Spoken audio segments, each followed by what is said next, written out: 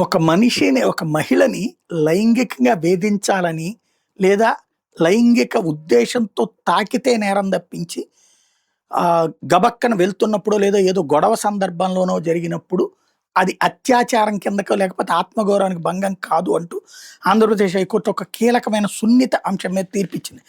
ఘర్షణ సమయంలో అనుకోకుండా మహిళను తాకడం, తోసేయడం ఆమె ఆత్మగౌరవానికి భంగం కలిగించడానికి చేసిన చర్యగా పేర్కొనలేవని తేల్చి చెప్పింది. ఆత్మగౌరవాన్ని దెబ్బతీయాలనే ఉద్దేశంతో తాకితేనే నేరంగా పరిగణించాల్సి వస్తుందని పేర్కొంది. ఈ కేసులో నలుగురు నిందితులు నిర్దోషులుగా ప్రకటిస్తూ ఒంగోలు అదనపు సహాయ సెషన్స్ కోర్టు 2006లో ఇచ్చిన తీర్పుని సమర్థించింది. పోలీసుల అప్పీల్ని కొట్టేసింది. హైకోర్టు న్యాయమూర్తి జస్టిస్ టి మల్లికార్జునరావు ఇటీవల ఈ మేరకు తీర్పిచ్చారు. ఉమ్మడి ప్రకాశం జిల్లా నాగులుప్పలపాడు బస్టాండ్ కూడల్లో 2005 జూన్ 16న డి శామ్యుల్ మరో ముగ్గురు మందుమత్తులో వాహనాల రాకపోకలను అవరోధం కలిగిస్తున్నారు. దీంతో పోలీసులకు ఇన్ఫర్మేషన్ వచ్చింది. ఎస్హెచ్ఓ సూచన మేరకు అదే గ్రామానికి చెందిన హోంగార్డ్ షేక్ మస్తాన్ వలి ఆ స్పాట్కి వెళ్లారు. మత్తులో ఉన్న నలుగురు వలీతో దురుసుగా ప్రవర్తించారు. పరిస్థితిని కంట్రోల్ చేసేందుకు అక్కడే ఉన్న వలీ తల్లి అక్కడికి వచ్చింది. ఓ నిందితుడు ఆమె చేపట్టుకుని లాగారు. దీంతో గాజులు పగిలింది, జాకెట్ చిరిగింది.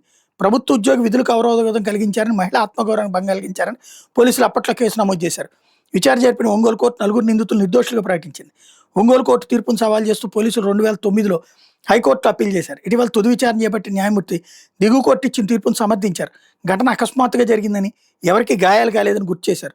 ఘర్షణలో మహిళను తాకడం ఆత్మగౌరవాన్ని దెబ్బతీసినట్టు కాదన్నారు. నిందితుడి ప్రమేయంపై న్యాయస్థానానికి చిన్న సందేహం ఉన్నా శిక్ష విధించలేమన్నారు. సాక్ష్యాలను పరిగణలోకి తీసుకుని నిర్దోషులుగా ప్రకటిస్తూ దిగువ కోర్టు తీర్పు ఇచ్చాక అందులో అప్పీల్ కోర్టు జోక్యం చేసుకోవాల్సిన అవసరం లేదంటూ అప్పీల్ని కొట్టేస్తున్నట్టు ప్రకటించారు.